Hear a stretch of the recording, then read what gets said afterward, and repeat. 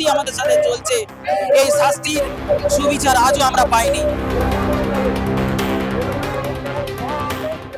বিগত সরকারের প্রাতিষ্ঠানিক দুর্নীতির কারণে আমরা চাকরি হারিয়েছিলাম, এটা ঠিকই, কিন্তু তদানীন্তন বিরোধী দলনেতা আজকের সম্মানীয় মুখ্যমন্ত্রী তিনি বারে বারে আমাদের বিভিন্ন প্রতিবাদ সভায় এসে বলেছিলেন যে এই প্যানেলটার মধ্যে একটা বিরাট অংশের শিক্ষক শিক্ষাকর্মী যারা কিন্তু যোগ্য এবং বৈধ, তাদেরকে এইভাবে তাদের চাকরি কেন অন্যায় করছে বিগত সরকার। তারা স্বাভাবিকভাবে আজকে সরকারের পরিবর্তন হয়েছে, বিরোধী দলনেতা থেকে তিনি আজকে রাজ্যের মুখ্যমন্ত্রী হয়েছেন, বিধানসভার লিডার অফ দ্য অপোজিশন থেকে লিডার অফ দ্য হাউস হয়েছেন। তাহলে তখন লিডার অফ দ্য হাউস যে কাজটা করেননি, আজকে যিনি লিডার অফ দ্য হাউস হয়েছেন তিনি এই বার্নিং যে সমস্যা, জ্বলন্ত সমস্যা, এই সমস্যার সমাধান অবিলম্বে ওনাকে করতে হবে। এবং 17 মাস ধরে যে শিক্ষাকর্মীরা বেতনহীন অবস্থায় পড়ে আছে এবং এতজন আমাদের যোগ্য শিক্ষক শিক্ষাকর্মী মারা গেল, তার বিচার কিন্তু দিতে হবে, পরিবারকে ক্ষতিপূরণ এবং চাকরির ব্যবস্থা করতে হবে। না হলে আমাদের শান্তিপূর্ণভাবে যে আমরা লাগাতার অবস্থান বিক্ষোভ মহাসমাবেশে ডাক দিয়েছি, এই আন্দোলন কিন্তু তীব্রতর হবে। 4 তারিখ সরকার যেদিন আসবে, ভোটের রেজাল্ট যেদিন হয়, সেই দিনই 22 লক্ষ ওএমআর পাবলিক ডোমেনে চলে এসেছে। আমি আমার ওএমআর পেয়েছি, এটা আমি তখন পাইনি। সেখানে ইনভিজিলেটরের সাইন আছে, আমার নিজের সাইন আছে, এরকম সবাই পেয়ে গেছে যোগ্য শিক্ষক। তাহলে আমাদের প্রশ্ন হচ্ছে, আজকে সরকারের কাজটা হচ্ছে ভালো তৃণমূল খোঁজানো, তা তৃণমূলে ভালো বলে কিছু নেই। আমরা বলছি ভালো ওএমআরটা খুঁজুন, ওএমআরটা বাদ দিন। কিন্তু সেই সরকার চাল কাকড়কে 100 বেড়ে দেওয়ার বন্দোবস্ত করছে। আমরা বলছি না, কাকড়টাকে বাদ দিন, চালটাকে রাখতে হবে। আমাদের দাবি সুনির্দিষ্ট এবং সুস্পষ্ট। আমাদের দাবি হচ্ছে একজন যোগ্য উপায় চাকরি পাওয়া ক্যান্ডিডেটকে তাড়ানো যাবে না। এইটি হচ্ছে সোজা সাপটা উত্তর আমাদের। যখন এনারা গেছিলেন চাকরিহারা শিক্ষক শিক্ষাকর্মীরা, উনি বলেছেন যে সরকার একই নাকি আছে, সরকার নাকি কিছু পাল্টায়নি, সুতরাং আগের সরকার যা করেছে এই সরকার নাকি তার দায়িত্ব নেবে না। তখন আমরা বলি যে তো বর্তমান মুখ্যমন্ত্রী তিনি প্রতিশ্রুতি দিয়েছিলেন যে এই সমস্যার সমাধান করবেন, সুমন বিশ্বাসের মাথা হাত দিয়ে বলেছেন, তার ছবিও আছে। আর আপনারা ওএমআর প্রকাশ করেছেন প্রথম ধাপ, তার দ্বিতীয় ধাপটা করুন। তো তার উনি বলেছিলেন মুখ্যমন্ত্রীর সাথে কথা বলবেন, তাই এটা প্রায় 2 মাস হতে চললো, কিন্তু কোনো সমস্যার সমাধান হয়নি, যার জন্য ওনারা আজকে আবার রাস্তায় নামতে বাধ্য হয়েছেন। যে সব সরকারের যদি একই চরিত্র হয় আর একই কথা তারা বলেন, এখন যারা চাকরি চুরি করেছিল তারা যদি ভালো মানুষ হয়ে যায় তাহলে তো কিছু বলার নেই। এটা রাজ্যবাসী লক্ষ্য করছেন, রাজ্যবাসী আজকে তারা ক্ষুব্ধ এবং তারাই উৎসাহ দিয়েছেন যে হ্যাঁ আপনারা প্রতিবাদ করুন। তাই জন্য শিক্ষক শিক্ষাকর্মীরা পথে নেমেছেন এবং দাবি না আদায় অব্দি, যেটা ওই বিধানসভায় বিল পাশের মাধ্যমেই হোক বা সুপ্রিম কোর্টের মাধ্যমেই হোক, এই সমস্যার সমাধান করতে হবে, এটাই আমরা চাই। মুখ্যমন্ত্রী ভদ্রলোকের এক কথা, উনি ওনার কথা রাখবেন, এটাই আমরা আশা করছি। আজকে যে প্রতিবাদটা নেমেছে যোগ্য শিক্ষক শিক্ষাকর্মীরা সবাই, এর মধ্যে মূল দাবি হচ্ছে 2016 যারা যোগ্য শিক্ষক শিক্ষাকর্মী তাদেরকে স্বপদে পুনর্বহাল করা।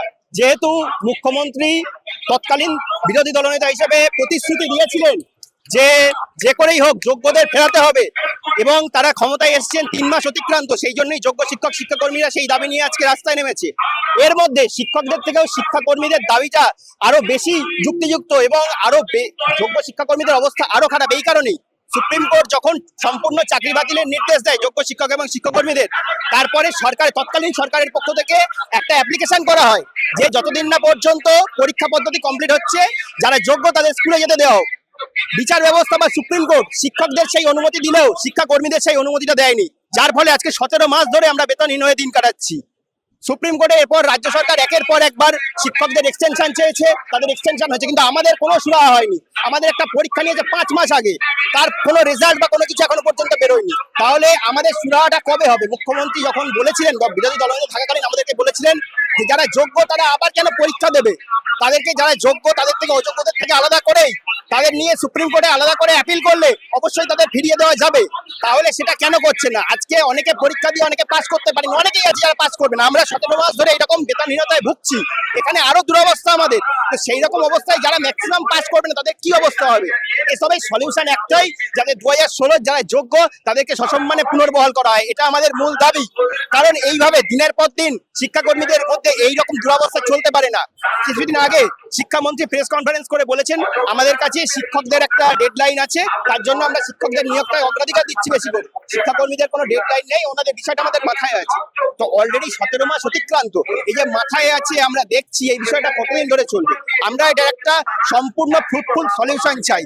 আমরা চাই যাতে ইমিডিয়েট সরকার আমাদের সঙ্গে আলোচনায় বসে 2016 যোগ্য শিক্ষক এবং শিক্ষাকর্মীদের চাকরি যেন ফিরিয়ে দেয় এবং এটা অবিলম্বে দ্রুত যেন করে, এটাই আমাদের মূল দাবি।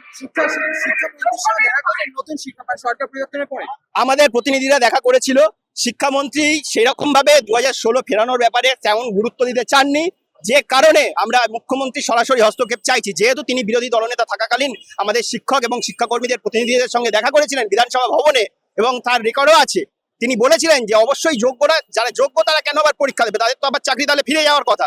যোগ্য অযোগ্য যদি ভাগ হয়ে যায়, অযোগ্যদের লিস্ট যদি থাকে, তাহলে তো যোগ্য অযোগ্য আলাদা হয়ে সম্পূর্ণ যারা যোগ্য তাদের তো আবার পুনর্বহাল করা উচিত। তো সেই কথাটা তারা রাখুক। সরকার এখন তাদের সমস্ত মেকানিজম, তাদের সমস্ত ল সেল, লিগাল সেল সবকিছু তাদের, তাই তারা সেই ব্যবস্থাটা করুক। যোগ্য শিক্ষক শিক্ষাকর্মীদেরকে অবিলম্বে শপথে পুনর্বহাল করুক। বিশেষ করে যারা যোগ্য শিক্ষাকর্মী 17 মাস ধরে বেতনহীন, তাদের কথা অগ্রাধিকার দিয়ে ভাবুক, এটাই আমাদের মূল দাবি। একসময় যে সরকার বিরুদ্ধে আপনারা পথে নেমেছিলেন, একদম বিভাজন অভিযান অভিযান করেছেন, সেইখানে দাঁড়িয়ে সেই সমস্ত কিছু কর্মীবদ্ধ নেতারা তারা কিন্তু এখন সেই নতুন সরকার আসার পর সেই বিজেপি সরকার তাদের যোগ দিচ্ছে, তাহলেই কোনোভাবে নতুন সরকার আসতে থাকছে। দেখুন, সরকারের উপর আস্থা রাখতে হবে, কারণ যিনি সরকারের মাথা, তিনি বিরোধী থাকাকালীন তিনি নিজেই বলেছিলেন যে এটা করা যায় এবং করা উচিত। তাহলে সেই সরকারের উপর আস্থা আমাদের অবশ্যই রাখতে হবে। কিন্তু আস্থা কতদিন, মানে আমাদেরও পেট আছে। আমরা ইতিমধ্যে, আপনি ভাবুন, একটা যোগ্য চাকরি করার পর 7 বছর পরে যদি কারো চাকরি চলে যায়, সে 17 মাস ধরে বেতনহীন হয়ে পড়ে আছে, তার মনের অবস্থা কি হতে পারে। অলরেডি সরকার 3 মাস হয়েছে ক্ষমতায় এসেছে। সরকার ক্ষমতায় আসার পর জনতার দরবারে আমাদের প্রতিনিধিরাও মুখ্যমন্ত্রীর সঙ্গে দেখা করেছিলেন। সঙ্গে সঙ্গে মুখ্যমন্ত্রী বলেছিলেন আমরা দেখছি, ব্যাপারটা খতিয়ে দেখছি। কিন্তু সবকিছুরই একটা সময় থাকে, দীর্ঘদিন যদি এইভাবে পড়ে থাকে সবকিছু, এভাবে চালানো যায় না। তাই আমরা চাইছি অবিলম্বে যেন মুখ্যমন্ত্রী এটাতে হস্তক্ষেপ করেন এবং যোগ্যদের চাকরি যাতে ফিরিয়ে দেওয়ার জন্য অবিলম্বে ব্যবস্থা করেন, সেটা আমাদের মূল বক্তব্য। আমরা সরকারের বিরুদ্ধে পথে নামি, আমরা নেমেছি আমাদের যে 6 দফা দাবি, যোগ্য শিক্ষাকর্মীদের মুক্তির দাবি, যারা মারা গেলেন তাদের মুক্তির দাবি, যোগ্য ওয়েটিংদের শিক্ষাকর্মী শিক্ষকদের মুক্তির দাবি, SLST 1 এবং RLST 3 তাদের ধারাবাহিকতা সহ কর্মরত শিক্ষকদের 2016 সালেরই যে OMR প্রকাশিত হয়েছে, শিক্ষাকর্মীদের OMR যাতে অবিলম্বে প্রকাশ হয়। মাননীয় মুখ্যমন্ত্রী শ্রী শুভেন্দু অধিকারী মহাশয় বিধানসভার সামনে আমার মাথায় হাত দিয়ে যে প্রতিশ্রুতি দিয়েছিলেন, সেই অনুযায়ী তিনি এই সমস্যা সমাধানের জন্য আমাদের আলোচনায় বসুক আমাদের সঙ্গে এবং যোগ্য চাকরি ফেরান, এই দাবিতেই আমরা যাচ্ছি।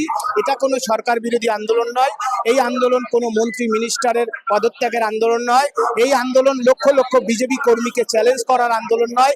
এই আন্দোলনে বিশ্ব হিন্দু পরিষদ আছে, আপনি জানেন, এই আন্দোলনে RSS আছে, এই আন্দোলনে ABRSM আছে, এই আন্দোলনে বিজেপি টিচার সেল আছে, এই আন্দোলনে সবাই আছে, এই আন্দোলনে মুসলমান আছে, এই আন্দোলনে আদিবাসী আছে, রাজবংশী আছে, মতুয়া আছে, আমি নিজে একজন মতুয়া, সাধারণ সবাই আছে। সকলের মুক্তির দাবি, কোনো সরকার পরিবর্তনের দাবি না, সরকারকে চ্যালেঞ্জ জানানোর দাবি না, আমাদের ন্যায্য দাবি মেটানোর দাবি।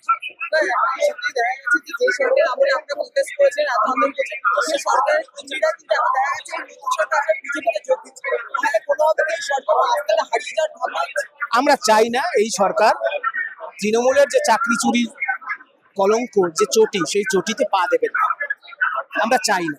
আমরা রাজনৈতিক বিষয়ে বেশি টিপ্পনি কাটবো না। আমরা চাই জনগণের দ্বারা নির্বাচিত হয়েছে, আমাদের রক্তে, আমাদের আত্মত্যাগের বিনিময়ে এই সরকার এসছে, কেউ অস্বীকার করতে পারে না। সুতরাং আমরা আমাদের দাবির পক্ষে কথা বলবো। চলবে, অনির্দিষ্টকালের অবস্থান চলবে, দেখে নেবে।